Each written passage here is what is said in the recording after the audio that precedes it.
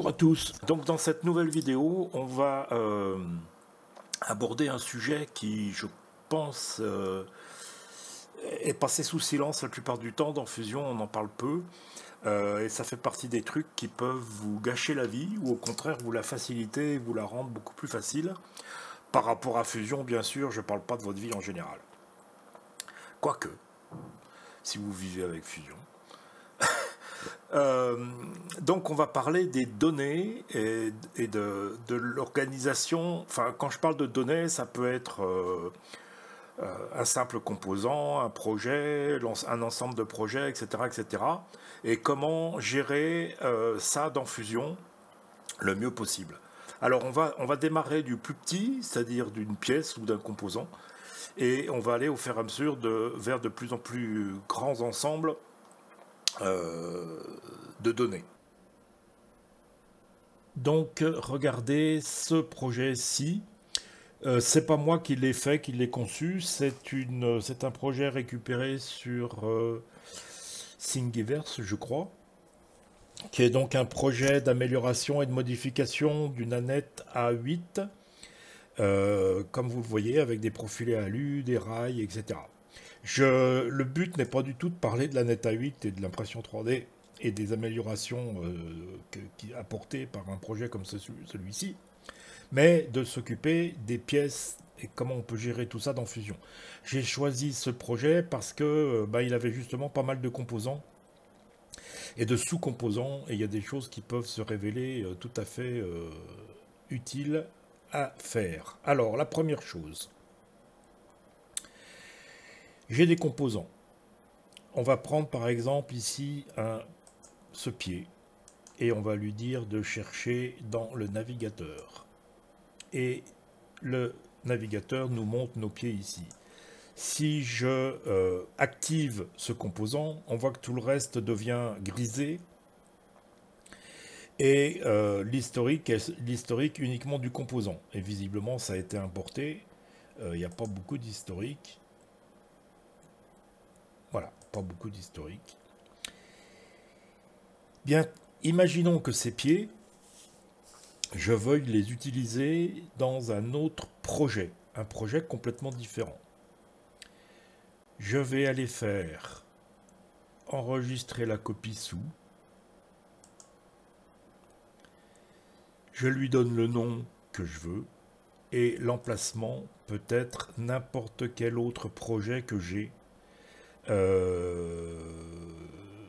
Imaginons que par exemple je veux utiliser ces pieds dans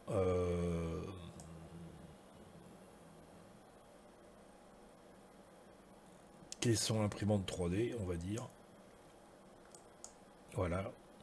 Et dans les pièces du caisson imprimante 3D, et je vais enregistrer mes pieds dans cet autre projet.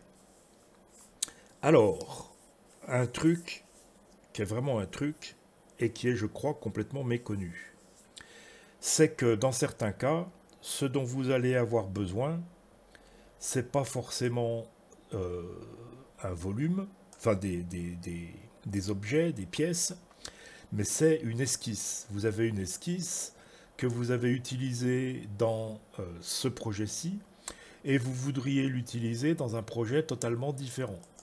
On va prendre comme exemple l'esquisse qui a servi à dessiner ceci. Alors je vais faire pareil, je vais aller chercher dans le navigateur, ça se met dessus, et ici j'ai esquisse, et les esquisses sont cachées. Je peux aller prendre ces deux esquisses, à part que là c'est dans un truc extérieur, donc je vais pas y arriver. Je vais vous le montrer quand même avec ça. C'est dans un truc extérieur, donc si je veux y accéder, je vais aller faire ouvrir.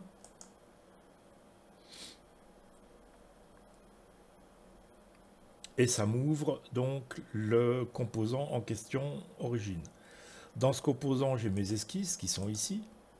J'ai deux esquisses. Je vais venir créer un nouveau composant.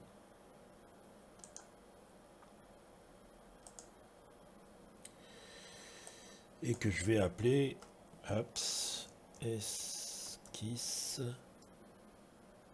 i3dv6. Ok.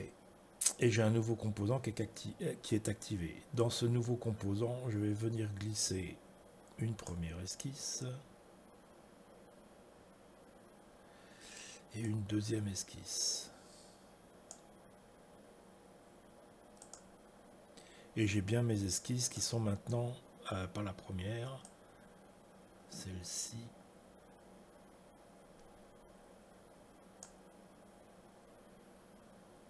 Il n'est pas d'accord. Bon, on va s'occuper de celle avec laquelle ça marche.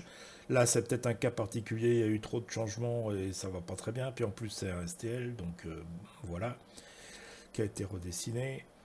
Donc cette esquisse, je veux m'en servir complètement ailleurs. Et bien, je fais exactement la même chose. Je fais exporter, enregistrer la copie sous, pardon, et je vais aller copier ça dans un autre composant ailleurs, comme je l'ai montré précédemment.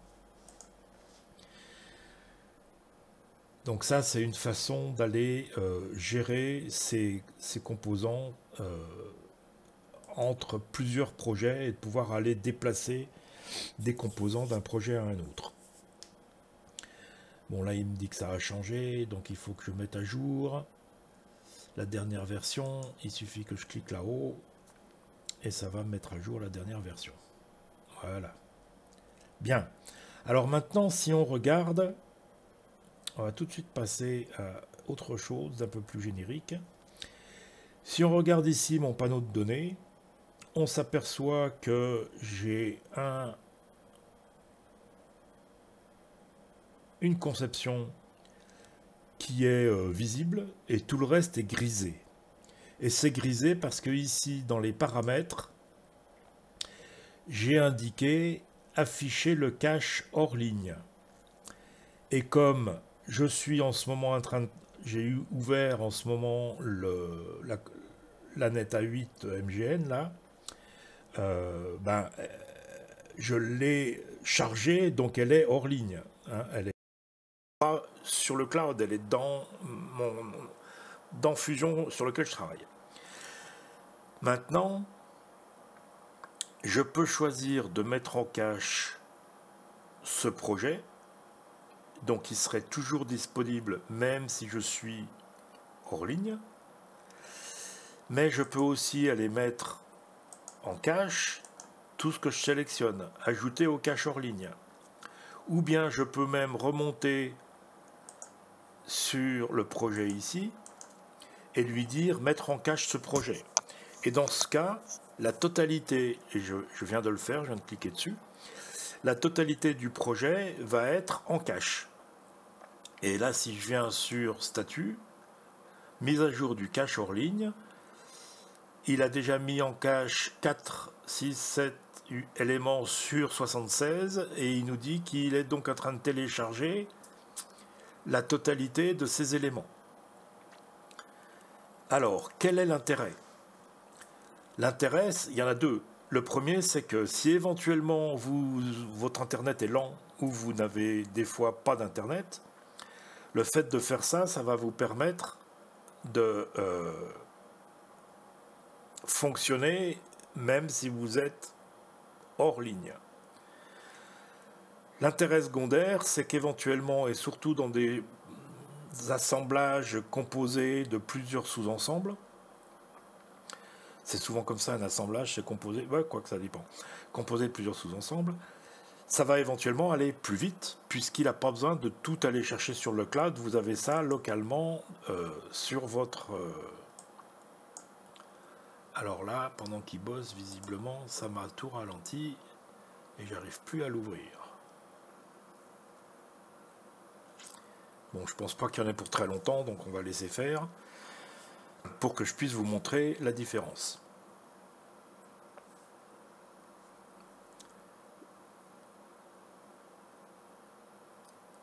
Voilà.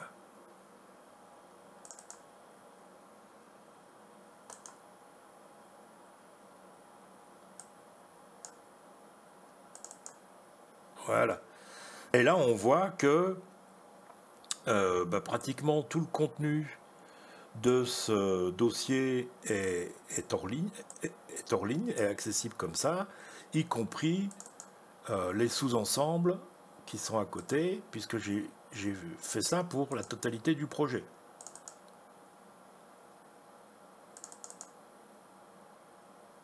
Et il y a beaucoup de pièces. Donc tout ça maintenant, c'est disponible, même si je n'ai pas d'internet. Et on va tout de suite aller le vérifier. On se remet sur ici notre statut, qui nous dit travail en ligne. Je vais lui dire travail hors ligne. OK. Et on voit que j'ai quand même accès à ces différentes pièces. Si je vais ouvrir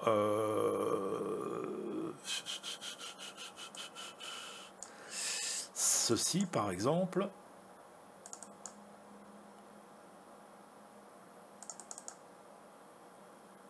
voilà, et j'ouvre une pièce autre que celle qui était ouverte, et on voit que ça marche très bien, bien que je sois hors ligne. Alors, si on fait ça et qu'on fait des modifications sur la pièce, elles ne vont pas, on ne va pas voir tout de suite s'incrémenter la version ici. Les modifications vont être faites donc ici en local dans le cache, et elles ne seront sur le cloud que lorsque vous revenez sur Internet, et que les modifications donc vont être envoyées sur le cloud. Mais ça vous permet de travailler complètement hors ligne. Là, on va voir, puisque là, il y a une étoile, il y a eu des modifications. Je vais lui faire enregistrer.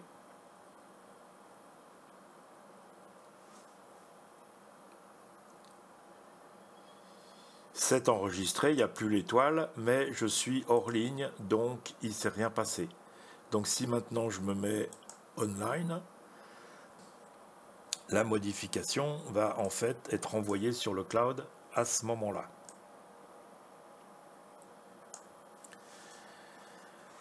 Alors, deux mots aussi sur le fait que on peut créer, et là c'est mon cas, on peut créer un team, une équipe.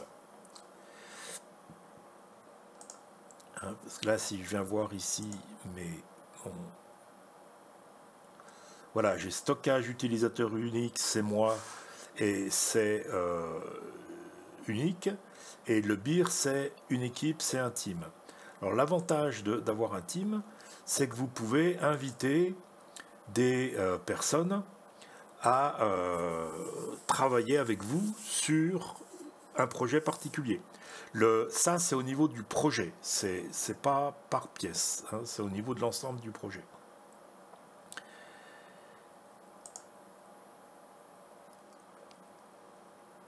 Alors maintenant,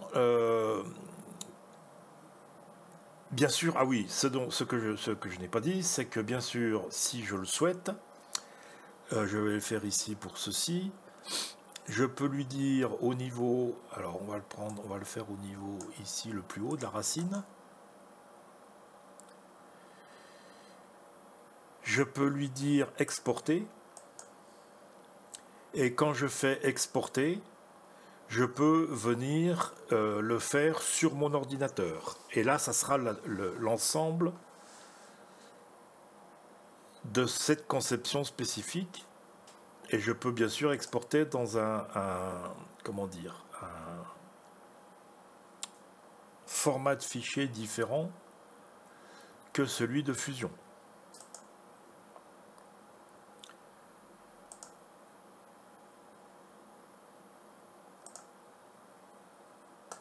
Si je lui dis enregistrer la copie sous, ça n'est que sur le cloud. Ça peut être dans un autre projet. On peut même créer un nouveau projet pour aller mettre ça dedans.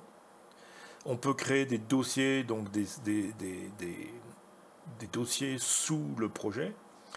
Mais si on fait enregistrer la copie, ça sera uniquement au format Fusion et sur le cloud. Si on veut que ça soit en local sur l'ordinateur, il faut faire exporter.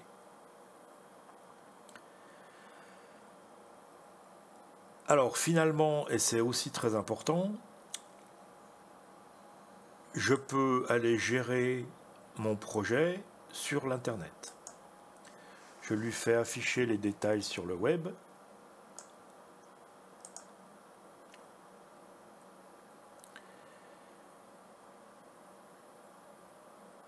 Et je retrouve mon projet ici sur Internet. Je peux partager ce projet. Alors là, je peux aussi faire exporter dans différents formats, comme Fusion 360 Archive, par exemple. Et dans ce cas-là, ça va exporter, ça veut dire qu'il va il vous dit là, il va vous envoyer un email quand c'est prêt, et vous pouvez télécharger sur votre disque ce que vous avez exporté. Vous pouvez partager le projet avec des personnes que vous choisissez. Ça crée un lien où vous envoyez un email à une personne et vous pouvez dire que uniquement les personnes qui ont cet email peuvent accéder à ce projet, et vous pouvez aussi bien sûr mettre un mot de passe pour que uniquement ceux qui ont ce mot de passe puissent accéder à votre projet. Alors comme vous le voyez ici, ça vous dit que ce projet ici utilise cette pièce et cette pièce.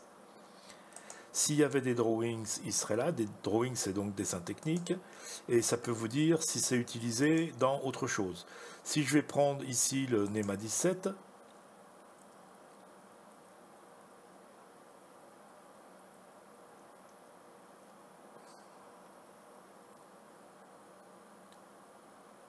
alors il faut le temps que ça charge. Il n'utilise pas d'autres sous-ensembles, mais par contre, il est utilisé dans plusieurs. Il est utilisé à plusieurs endroits.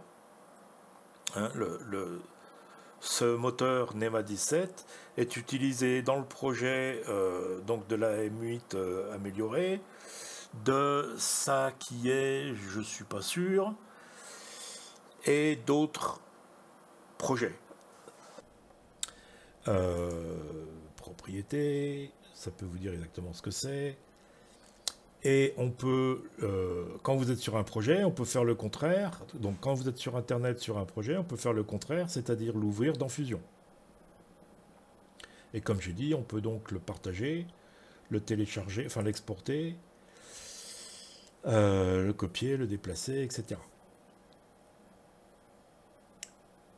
Donc n'oubliez pas que vos données, vous pouvez y accéder par Internet et qu'un certain nombre de choses qui sont, on va dire, pas possibles ou difficiles à faire depuis Fusion vont être possibles depuis Internet. Et ici, vous voyez que j'ai cliqué sur le All et j'ai la totalité de mes données. Tous les projets que j'ai sont ici et sont accessibles et je peux les, les gérer depuis ici. Alors, chose importante, et surtout pour ceux qui ont une licence personnelle, si je retourne je vais retourner dans Fusion, et je vais dire que je vais prendre autre chose, parce que ça, je ne veux pas y toucher. J'ai sûrement quelque chose qui n'est pas très important, parce que j'ai tellement de trucs qui datent de je ne sais pas combien de temps.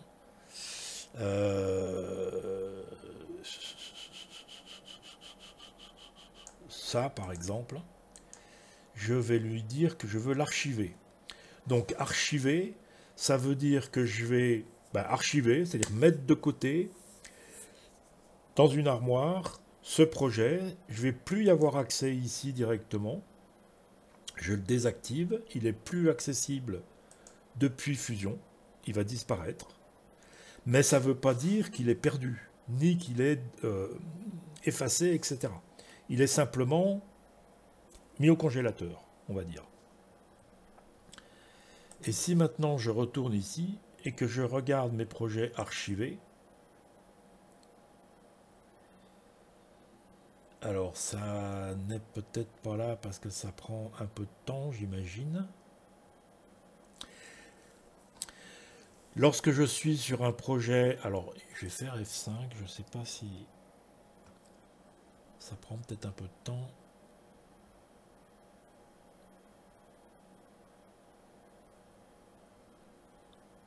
Tourne-broche pour avion, il est là, je le voyais peut-être pas. Et donc ce projet, je peux venir dessus et lui dire restore. Dans ce cas-là, je le rends accessible à nouveau depuis Fusion, et il va être possible de le modifier et de travailler dessus. Ou bien je peux l'effacer une fois pour toutes. C'est-à-dire que cette fois-ci, je le supprime. Hein. Mais lorsque vous archivez un projet, ça ne veut absolument pas dire qu'il est supprimé. Ça veut juste dire, comme une image, qu'il est au congélateur. On ne peut pas y accéder directement pour cuisiner. Il faut d'abord passer par l'étape des congélations. C'est un peu ça l'idée de l'archivage. Alors en même temps, vous voyez que vous avez, on peut voir les projets qui ont été partagés avec vous. On peut voir les projets qui ont été, qui sont véritablement vos projets.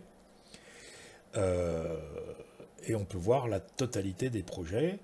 Et il y a des projets qu'on peut pin, comme ils disent, c'est-à-dire mettre en, comment dire, mettre en avant, si vous préférez. Donc vous pouvez aussi gérer vos données ici depuis Internet, et c'est important, il ne faut surtout pas l'oublier, parce que ça donne, comme je l'ai dit, des possibilités qu'on n'a pas ailleurs, et notamment depuis Fusion, lorsqu'un projet est archivé, ben, vous ne pouvez pas le désarchiver. Il faut venir ici sur A360, votre espace Fusion sur Internet. Voilà. Alors pour une fois, c'est une vidéo que je pense un peu plus courte. Je vous remercie de votre attention, déjà. N'hésitez pas à poser des questions s'il y a des choses où j'ai peut-être passé trop vite, ou c'est pas très clair, ou etc. J'ai essayé de débroussailler un petit peu cette question de gestion des données dans Fusion qui est floue visiblement pour beaucoup. J'espère que j'ai rendu ça un peu plus clair. Et je l'ai dit, résolution pour l'année 2022, je vais faire des vidéos plus souvent. Je vais essayer, je dis bien essayer, je ne promets rien, de publier une vidéo tous les vendredis après-midi. Maintenant, ça sera peut-être un vendredi sur deux, j'en sais rien, mais autour de 17h, 18h, il devrait y avoir une nouvelle vidéo qui apparaît systématiquement chaque vendredi. Voilà, encore une fois, merci de votre attention. N'hésitez pas, abonnez-vous si vous voulez faire fonctionner la chaîne. Le plus il y a d'abonnés, le plus les vidéos sont mises en avant par YouTube. Donc ça aide tout le monde en fait si vous vous abonnez. Cliquez sur la petite cloche pour être mis au courant lorsqu'il y a une nouvelle vidéo. Et puis, si vous trouvez que ces vidéos vous aident vraiment et que le travail que je fais vous est vraiment utile, eh bien, allez voir du côté de Patreon pour une petite participation, ça aide toujours. Ça a l'air de rien, mais c'est quand même des frais relativement importants. Pour certaines vidéos, il faut que j'achète des trucs, enfin bon, ça prend du temps, et le temps c'est de l'argent comme on dit. Donc merci à vous, bonne année, portez-vous bien et fusionnez bien. Salut!